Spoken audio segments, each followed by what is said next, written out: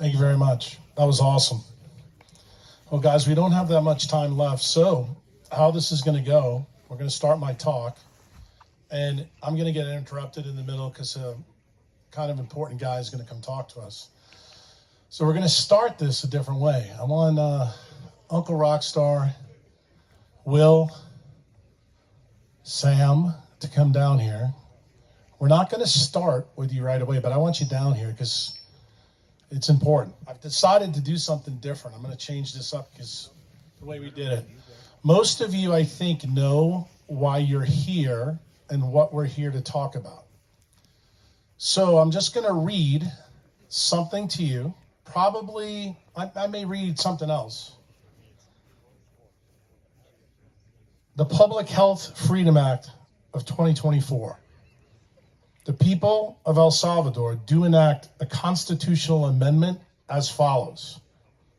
Unless we put decentralized medical freedom into the Constitution, the time will come when centralized institutions in healthcare will organize into an underground, covert, authoritarian bureaucracy. It will restrict the art and science of healing to one class of people and deny privileges to others. It will constitute the Bastille of medical science. All such laws are contrary to freedom and liberty. They are despotic and they have no place in a constitutional republic. The Constitution of the Republic should make special privileges for medical freedom, the religious freedoms related to the practice of healing. Therefore, these laws should be added to our founding documents to protect the public from tyranny. That is the beginning of the constitutional amendment that I turned into the Bukele administration. And the reason the guys are up here, the reason I wanted to read it to you is so you don't have to wait to the end to understand. We are going to change the world. Max will tell you that Bitcoin is the biggest thing. What is the basis of this law? We are separating the state from medicine. And this is a bigger deal, and I'll tell you the reason why. And I want you to understand this. These two gentlemen know because they've heard me say it. Steve Jobs had $9 billion and he died at 56 years old. The worst thing that could ever happen to a Bitcoiner is be a billionaire or a trillionaire and wind up dead because guess what they didn't do? They didn't decentralize their life. So the first thing I want to get into, because Sam's a big part of this, I want to tell you how the story started because without probably this gentleman right here, this is William Ball. If you haven't met him yet, you figured out. About a year ago, he became a member of my site. We did a consult. He paid me $1,000. We talked. I told him he had to get out of Austin. He didn't. He still hasn't listened. And it was very interesting. And then about a week later, I was in the Bitcoin rooms schooling, idiots on Bitcoin. And Sam is in the room. And he sends me a message. He say, Jack, I just got a new job. I walked into the guy's room and there's all these incandescent red bulbs in this guy's house. And he said, do you happen to know Jack Kruse? And it turned out, he said, well, yeah, I just did a consult with him. And I'm going to try to get him to this crazy Palestra event. And that's when William Ball crashed into Michael Klusk. And I will tell you, that was not what we call a good first step for William in Palestra. William came to Palestra and told Michael, he looked at the speaker list, he goes, I'll pay for half of it, but I got to have my science guy in Palestra. So William dropped me in to the Palestra Health Society literally this past August. And when I was there, Klusk and I had never met. We didn't know each other. And Klusk didn't know what he was getting. I almost left. There's a reason I'm telling you this. I almost left the event the first night. I told William, when William came, William didn't have a place to stay in Eva Hines Playa Mazada, and he was furious. And I said to Chantal, I said, I think we're fucking out of here. We're leaving. And long story short, we persisted. We stayed. And William told me, he goes, Jack, this could be a big opportunity. The 20 years that you've been fighting, he goes, I just need to put you in front of the right people. So I'm going to tell you, this in my hand doesn't happen without William. Now I want to introduce you to Sam. I told you Sam and I are Bitcoiners. Sam works for a company called Zorp. When I went to Portugal a couple of months ago for an Urbit conference, I found out actually what Sam did, and I actually said to him, Jesus, Sam, I thought you were a dumb Bitcoiner. He is probably one of the smartest guys that's at this event.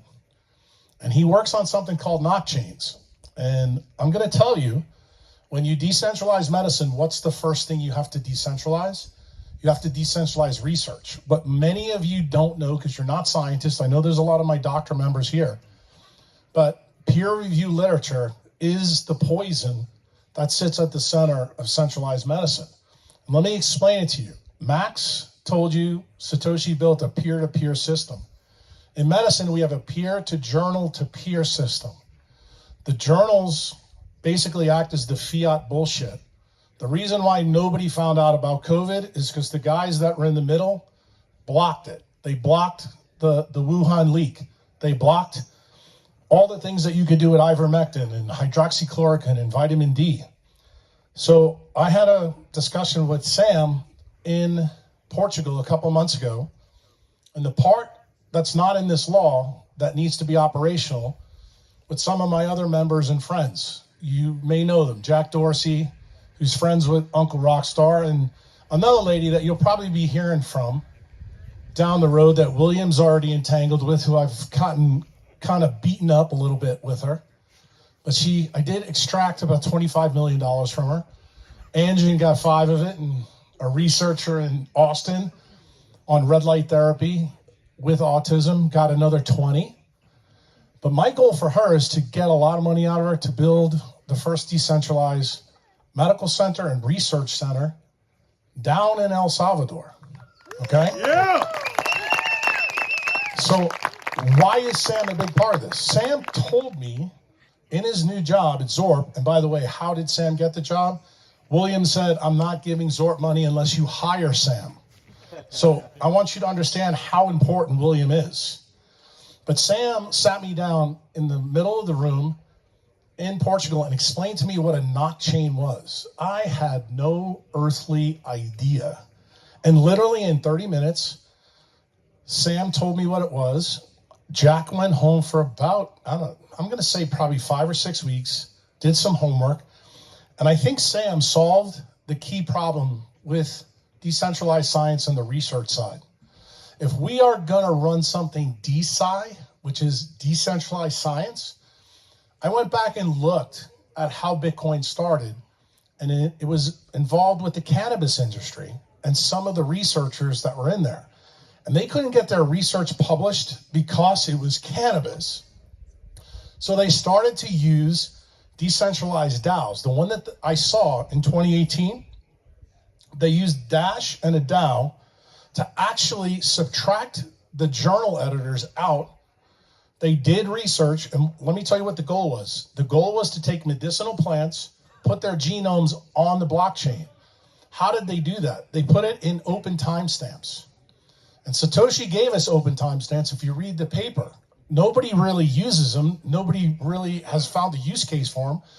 But Sam, through our conversation, gave me the idea that we could merge this idea with blockchains. And I'll let Sam tell you a little bit what a blockchain is, because I guarantee you there's not 1% of people in here that do know. But what this will do is we will make all science completely decentralized. People will review these papers because we are going to put bounties where the best researchers in the world will come and do the paper. Just so you guys know, what does peer-to-peer research do in medicine? What is the purpose? It's to make sure that the paper is good and the science is reproducible. Do you know what the big problem with peer-to-peer is? Anybody want to guess? 70% of what is in the literature is not reproducible. And when he told me what a blockchain does, I was like, oh, dude, this is the secret sauce that I've been looking for. And my goal is actually to incentivize researchers so that when William spends some of his money, I can tell him, give this guy money. We need this study done in 4 weeks, and we can have the best scientists in the world because we're going to put a $10,000 bounty that they get paid for. And that research is going to be done, guess where? In our research facility here in El Salvador. We, by changing this, just so you guys understand my goal, we are going to get the best scientists in the world to come here and do studies. They're no longer going to have to take a year, 18 months, then another year to get through peer review. If they have a good idea and they execute on the idea in the lab, they literally can put their results on the blockchain in literally a month, and then they have a choice to put the bounty on there. Then companies will be able to get that data. Why is this important? Because I want you guys to understand this. Most of the stuff that's published is bullshit in the literature. This method, actually, we start to fund research that we need. For example, how red light affects different things.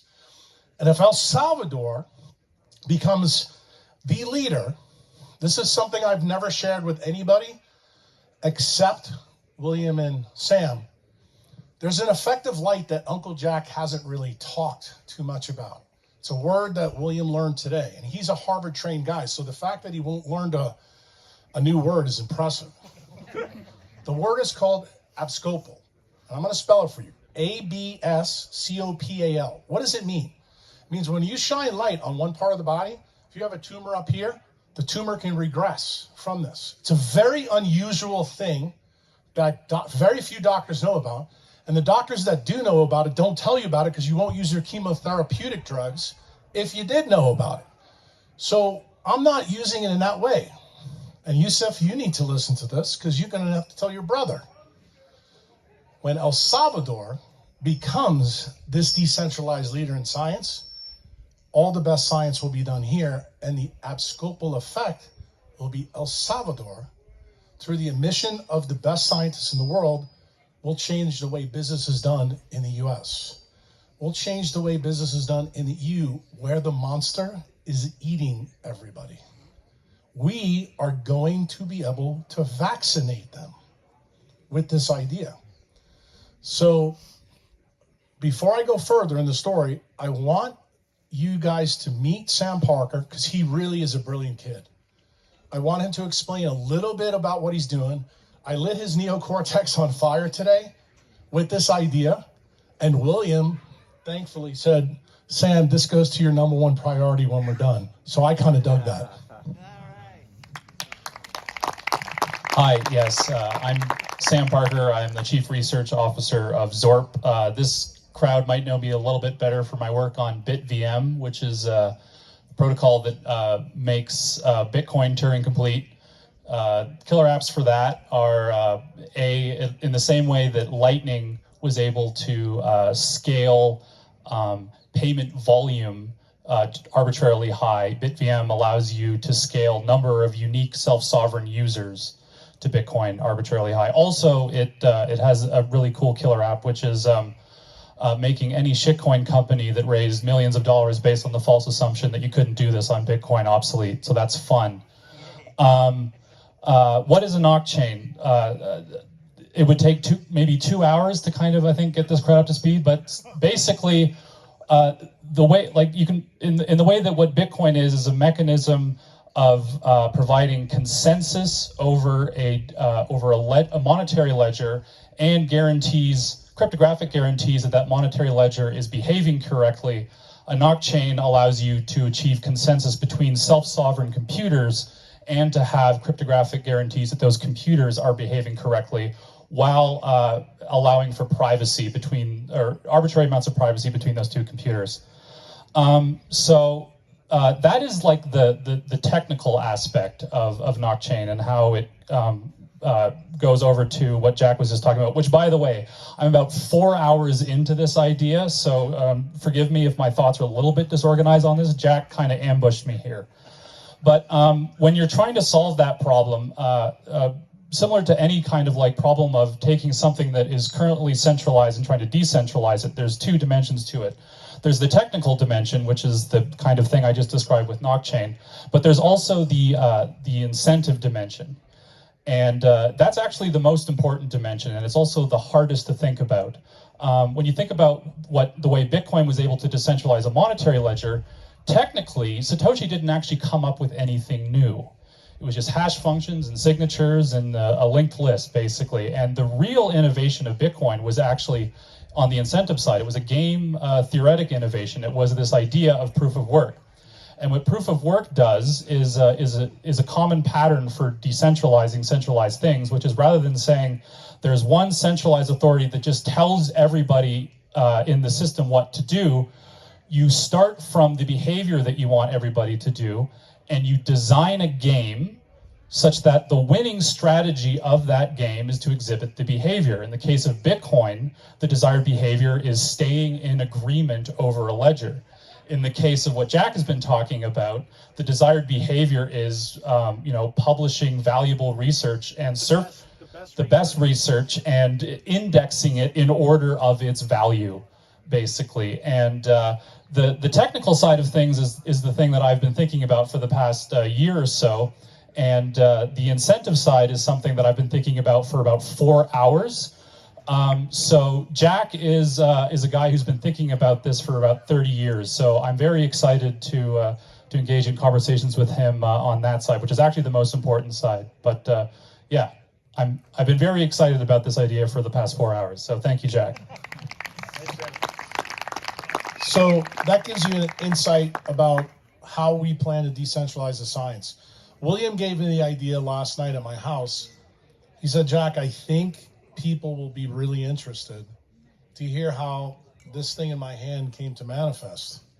So as I told you, when these Klusk and William collided, William faced a lot of adversity with Palestra last year. I even told William, I said, I don't know if I'm going to stay. And he's like, bro, you got to stay. You need to do this. So you have to realize they had a list of people, and what Palestra has explained to me last year, these are a group of entrepreneurs who are going to come down, they're going to pitch the Bukele administration their ideas, and we're going to see which ones are good, and then we're going to pick the ones we want. Because remember, what's the president's party's name? New Ideas. So they had all these guys out there, and of course the first people that came up that night was the Peditarians, and I nearly pulled my hair out. And guys are walking around drinking, Coca-Cola, carrot salad, and orange juice. And Chantal's sitting next to me, and I'm looking at her. We got blue blocking glasses. The blue light is everywhere. People are smoking cigarettes and doing shots, and I'm going, and this is a health summit. William had the foresight to say, we need a scientist to come there. So actually, Klusk re-engineered Uncle Jack's behavior, because the next day, as these guys began to speak, I kept saying to Chantal, I want to get up and say something so bad. I want to get up and say something so bad. So William was there for a little time. He goes, bro, just be Jack. So Uncle Jack got up when somebody came out and presented to Yusuf, hey, I got a great idea of how we can geoengineer El Salvador to steal water from Honduras to put it in the Lemke River Basin. I got up from the back of the room and I said, you are a fucking shitcoiner. That is how the day started. And then every single talk that came up, because Klusk had a different partner last year.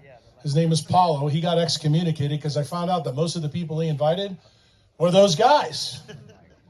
So every time somebody finished to talk, Klusk would run over with the microphone. Jack, do you have something to say?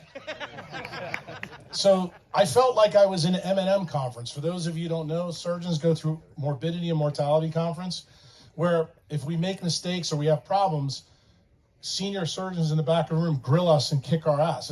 It's kind of like a drill sergeant thing, but it's done with love because they're not trying to, do bad things to us. So they want to make us better. And sometimes it doesn't work.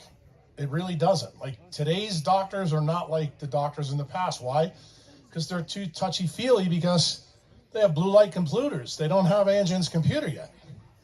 So one thing led to another, and Kruse came up to me and he said, "You're due to speak, but we'd like to push you back." Then he said that, I think, 18 or 19 more times, kind of like what's happened today. And I got pushed back. And you have to remember, Kruse is 30 years old, good-looking guy. A lot of the Palestra guys, they're still here. You can imagine after 3 days of really being an asshole, that when I came up to speak, I didn't think this was going to go so well. But my talk was pretty simple. I brought 20 ideas to change El Salvador. That's all I said. And the first slide that I put up, to be really provocative, was Nayib Bukele. I said, okay. He gave us Bitcoin first, cleaned up the gangs, but we have this little problem called the WHO. And he had people in his health ministry say that the WHO was A-OK. So what did he do? Remember, he's not a scientist, he's not a doctor. He went with the best evidence that the people in his government had, and in 3 months, we started to see problems. So what is the definition of great leadership? Great leadership is to know when something's not going right, when you want to leave after the first talk, when Kruse doesn't get you a room at Mazada, you persist. In other words, you don't give up. And my first slide, I actually asked Kruse to introduce a song from 1988 from Depeche Mode. And I told him, I'm going to start the talk with this. And I told all these young kids, I said, I don't want to turn you on Depeche Mode. I said, I just want you to listen to the words. And I made them put a lyric up from YouTube so they could watch it. The name of the song was The Policy of Truth. And if you haven't listened to it, you don't know it, take a listen to it tonight. And I said, everything that is said in this song is going to be what my talk is really about. And I went right to the core of the issue. And if any of you listened to Nayib's speech at CPAC, he told a group of Republicans this following statement: you're going to elect a president, and if that president wins, that's just the beginning. The real issue is, will that president do an accurate diagnosis on the problem and solve for X? So Bukele, in his first term, did a lot of good things. But this one thing was a real big problem. And I brought it to the forefront in my talk. I said, how do we fix this problem? And the first thing I said, good leadership decides we made a mistake. We have to do something about it. So I gave a whole bunch of different ideas. And I will tell you, these ideas were very counterintuitive. And I kept going and going. And the more I talked, this was the funny thing. All the Palestra guys that hated on me for 2 or 3 days, they started gathering in the pool. They started to look kind of like you guys look right now. And every time I went deeper into the science thing, they were like, dude, that's a good idea. I think the thing that they liked the best is when I said, wait a minute, we have coconuts in El Salvador. Why are we importing coconut oil? Why don't we fucking make coconut oil here? What's the point? And then I found out pretty quick from Yusuf's brother, hey, Jack, we just found out that we got 22,000 acres of coconut farm. And it turned out those Ray Peat guys, they had some usefulness because they actually talked about Steiner and Schoberger and doing good farming. I'm like, Yusuf, this is the guy that we need to do, make the coconut oil here. Because guess what? Super Selectos, I actually showed a picture of Super Selectos oil aisle that was filled with seed oils. I said, this is a bunch of bullshit. This needs to go. This is low-hanging fruit. I said, in El Salvador, if you take a piss, you get a coconut tree. I said, we need this. This needs to be part of the economy. Why? El Salvador needs these kind of things. They need to build up their economy from all the places they've been. So these ideas built and built and built. And at the end of the talk that I was able to pull off because of William, the guys went nuts. They loved it.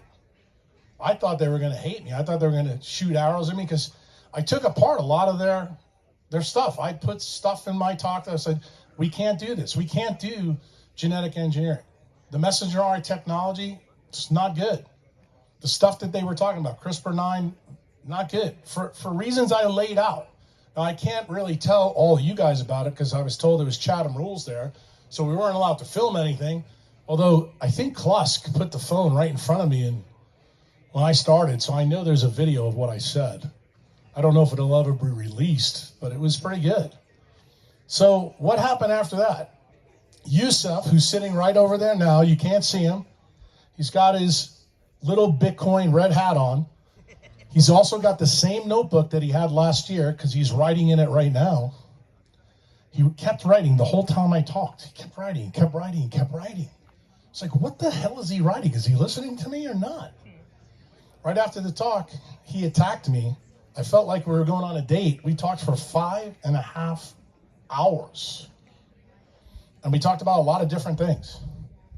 And I have to tell you, I know Yusuf pretty well. I just went to his wedding. Yusuf is one of the most genuine people you'll ever meet. And I felt after the 5.5 hours that something good may come from this. I didn't know what it was, but I told Yusuf, and I've been on his case even today, Yusuf, you're too white. We need to get you in the sun. And I said, do you know how good the sunrise is? You know, Jack, tell me. I said, okay, tomorrow, your first sunrise with me. I said, I need you outside in Mazada, 5:30 a.m. Guess what? Yusuf was outside with me. 2 of the Palestra guys were sitting behind us puking because they were up all night partying. It's a true story. Yusuf knows. And I wrote a blog about this, just released it yesterday. That picture of me and Yusuf's in there. I didn't share that picture since, till then. And we talked from 5:30 a.m. all the way until 12:30, and then Yusuf said something to me really interesting. Yusuf said to me, Jack, I think you have something to offer to the world. It sounds like for 20 years, everybody thinks you're crazy. He goes, we kind of like crazy people. Crazy people are the ones that change the world. And we talked about Jack Mallers. We talked about the Bitcoin law. So Yusuf said something to me he probably should have never said. He said, Jack, you know, Jack Mallers took 2 days to write the Bitcoin law. It was 12:30 at Mazada. He said, we would like you to write a medical freedoms law. And I asked Yusuf at that time, I said, what am I allowed to put in the law? Yusuf said the wrong thing to Jack. Everything you could imagine. I said, okay. He says, now, Jack's law, you know, in the U.S. Constitution, it's pretty simple with legal tender. Took him 2 days. So we'll expect you to have it in 5, 6, 7 weeks. I looked at Yusuf and I said, Yusuf, I'm going back to Playa Shalpa. You will have the law before sunset that day. So let me tell you why. And this law in my hand was written in 5.5 hours with the help of my nurse. When you have been abused by a centralized system for 30 years in all different kinds of ways, and for those of you who don't know, since about 20 years, I've averaged spending close to $30,000 to $50,000 a month fighting on the behalf of the things that I believe for my patients. They have tried to muzzle me. I'm currently shadow banned, even on Twitter now. Part of the reason I think these guys found me is because they started to see all the things I was saying about the jab early. They're like, how is this guy able to say all these things and get away with it? Well, they didn't know, like William Ball, I got a friend named Jack Dorsey who's also a patient. And Jack wasn't going to ban me. Jack actually elevated a lot of my posts about decentralization. And I told my friends in the Bitcoin world that when Pfizer wrote their article, there was 2 legal definitions for the jab. That told me that there was something nefarious going on. Did I have an idea what the nefarious thing was? I did a documentary, put my license at risk. I had the FBI, State Medical Board, DARPA, I'm trying to remember who else. Oh, CIA, involved trying to stop doing what I was doing. So I had to put all my blogs. You guys who've been with me a long time know that my blogs used to be free. I just told Yusef about a blog that I wrote with him in it. He goes, well, I want to read it. I said, well, it's going to cost you $5. And the reason why is because if I put my stuff online, they get it, and I can get in deep trouble. So that's why I make it $5. If I'm not worth $5 to you, then you tell me everything I need to know about you. So once this went down, I gave the law, emailed it to, I think, 2 lawyers, William Ball's lawyer and my lawyer, Eduardo Aguilar, who's here today. There he is, right up there. And I said, look, Uncle Jack has got a lot of experience doing a lot of things, but I've never written law before. I said, I need to find out, am I a jackass? Or is this okay? And Eduardo called me back, and he had tears in his eyes crying. He goes, I cannot believe what you're doing for my country. Because this, let me tell you something. You have a country, his brother has been called by our media, the Western people, a dictator. How can you be a dictator when you give freedom of money back to people in 21, and now you're going to give them freedom of medicine so that the state can't interfere in your informed consent with your doctor? You will be able to do many, many things. There's a lot of things in this law that I'll probably share with you after our little video that comes up. And I'm sure you have Q&As, you want to know, okay, what's in it? Tell me. There's a lot of things in it. It's got a lot of different ideas in it. It's got a decentralized loop in it to guarantee that you get the best doctors in the world to come to El Salvador. Now, a lot of the details are going to have to be ironed out by the new legislative branch. I gave them my idea how to do it, but my idea is pretty aggressive. Pretty aggressive. Why? I don't believe in going into something with small dick energy. I think you need to go large. If you're going to do something right, do it right. Piss everybody off that needs to be pissed off. I believe the people that fucked up in 2020, they need to be held accountable.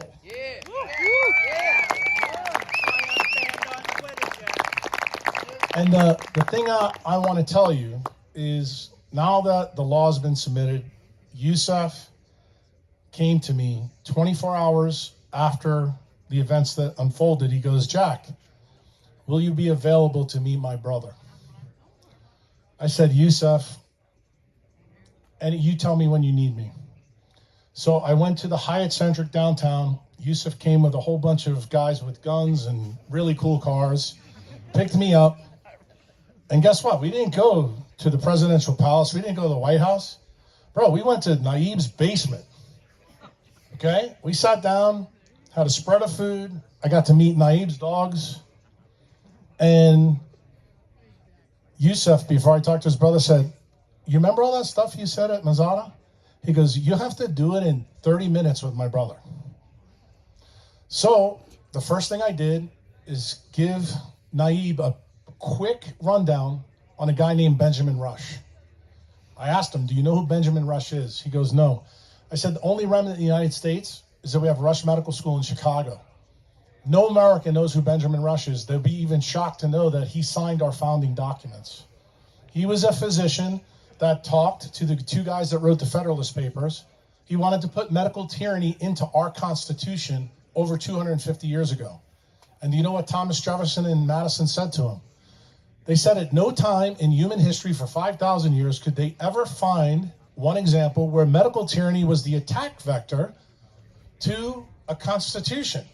Therefore, hitherto, and moreover, the 2 guys that were writing most of the bulk of this through the Federalist Papers decided not to put it in. Now, look like Jefferson, look like Madison were pretty good until 1982, until a guy named Reagan came in. And he appointed Tony Fauci. Tony Fauci took over the position, and with the industrial military complex over his 50-year career, they realized that medical tyranny was the ideal way to go after medical freedoms in the United States because it was completely unprotected. And Max is here, Sam is here, William's here. All of us Bitcoiners, we know what an attack to the Bitcoin chain is. I think everybody who owns any Bitcoin knows about the idea of a 51% attack. I'm here to tell you what happened to all of us collectively in 2020 was an attack to your freedoms. It wasn't a story about a virus. It wasn't a story about an injection. It was an economic reset for the coming collapse. They wanted to find out just how compliant everybody would be with the powers that be that were behind this. As Yusuf likes to call them, the monster that's eating the rest of the world. I like to call them NGOs like the World Economic Forum, the Gates Foundation, the CDC, the FDA, the people that set the policy. Because as I discussed with Naib in his basement, and he told me, Jack, I'm not a doctor. I'm not a scientist. I relied on the people, and they told me that the NGO, WHO was the best advice that we had. And then he told me something really remarkable. He said, Jack, it wasn't. Within 3 months, we had $60 million worth of vaccine injuries. And you're not allowed to tell anybody this. But we had to have one of our guys in the government, his wife is in the audience right now, basically steal $60 million from other parts of the government to take care of the people. Let me tell you what good leadership does. He doesn't cry about the mistake. He says, I'm going to solve this problem so it never happens again. And that's when he said to me, that's where you come in, Jack. And I proceeded to sit down. He had dinner with his mother set. Needless to say, he called his mother, I think, 3 times. I think maybe Yusuf did once. Mom's dinner got delayed 3 hours that night. And we talked and we talked. And he said, we're gonna do something with this. We have an election coming up. For those of you who don't know, in Naib's first election, he won 53%. That's a story in of itself that hopefully Ben Braddock will come down here to El Salvador and tell everybody the history about how that went down, because that story about him is amazing. But we just had an election on February 4th. And Naib got 84.9% of the vote of the people this time. But the most important part is he got 95% of Congress. So guess what that means? When you want to change the Constitution, don't you need to have a lot of legislative juice? Well, guess what? We got the juice. Here we go. And guess what's going to happen? What's in my left hand is going to be passed. Now, it may be changed, it may be here and there, but most of this is going to be done, and this is going to be the shining light. This will be the first country out of 196 countries that gives complete medical freedom to the people of El Salvador. Yeah.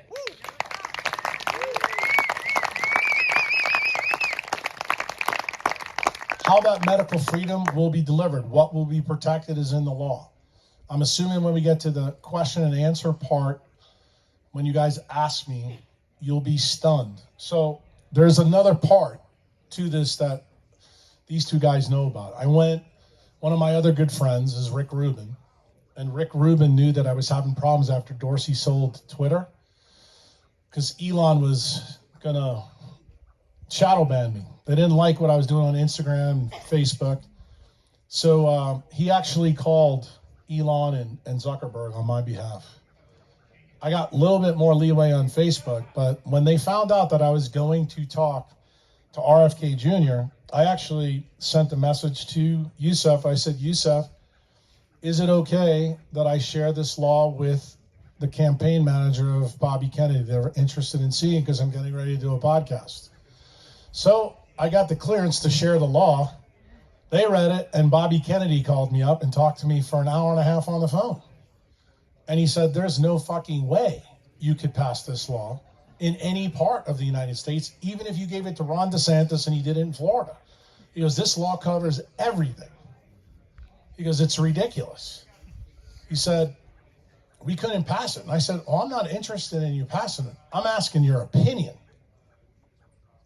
So I got radio silence, and then 6 weeks later, I got a call from Aaron Siri, who is Bobby Kennedy's attorney.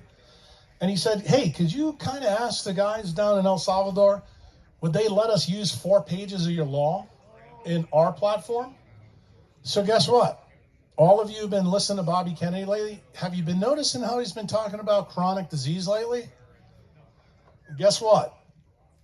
That's in the law. That's now part of Bobby's platform. And remember, Bobby's the only guy in the United States that's for Bitcoin and for medical freedoms. So I want you to make sure you understand what's going on. Now I'd like you to think about what Naib said on February 22nd at CPAC. He gave all of us Americans a big warning, a really big warning. And I hope that you know what's going on behind the scenes, especially in this hand. If you don't think that they're going to come after Kira, if they're going to come after Max. Max is a doctor that's sitting up there that I beat up pretty good this past year. He's a food guru that I flipped. Now he's starting to realize the light's the big deal. He still doesn't like seed oils, but that's in and of itself. The bottom line is I want him to be protected. I just did a podcast with Dr. Ahmad Malik, UK doctor.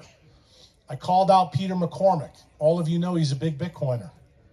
Peter McCormick never put Ahmad on the podcast to talk about what Ahmad was going through. Ahmad lost his license to practice in the UK as a young orthopedic surgeon because he talked about COVID. Okay? He just lost his license. And Daniel Prince, who's another Bitcoiner, had him on his podcast, and Ahmad was able to tell his story. The bottom line is this thing in my left hand, if you are a healthcare professional with a degree and you have been discriminated against because of your beliefs, you will be protected in your speech, whatever your opinion is. Not even your professional guild will be able to come after you. You will be able to practice your craft here, okay? They're not going to take your ability to make money away. Ahmad, when I did a podcast with him, right when I first met Yusuf, it was in August. I told him, if you don't own Bitcoin, they are going to take your ability to make money away. And he didn't believe it. He was a no-coiner. Happy to tell you, he's got Bitcoin now. And the only reason he's got Bitcoin is because I orange pill him on his own podcast. Not even his own countryman who knows a shit ton about Bitcoin thought it was wise to have him on the podcast. And this is what I want everybody to understand. John Vallis said not that long ago, we need to inject Bitcoin into every part of our lives to decentralize it. Why? Because it's about the truth.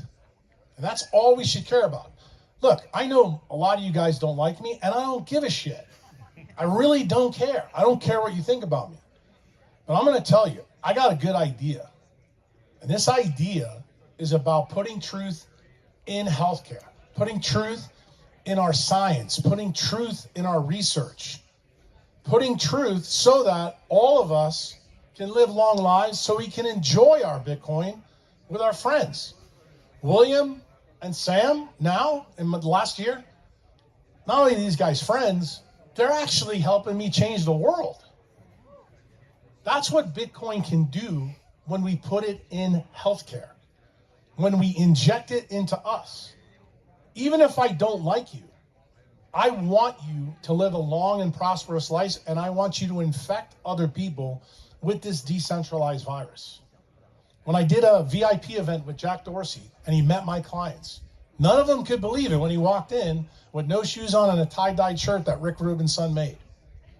He walked in the house, and I asked him one question. I said, Dorsey, what do you want me to do for you? This is literally at the Bitcoin Miami conference. He said, Jack, all I want you to do is decentralize medicine. He goes, you're the guy to do it. If not you, nobody's going to do it. You're not afraid. You need to stay on the path. What I want you to know is the people that are up here on the right, without them, this doesn't happen. It doesn't happen.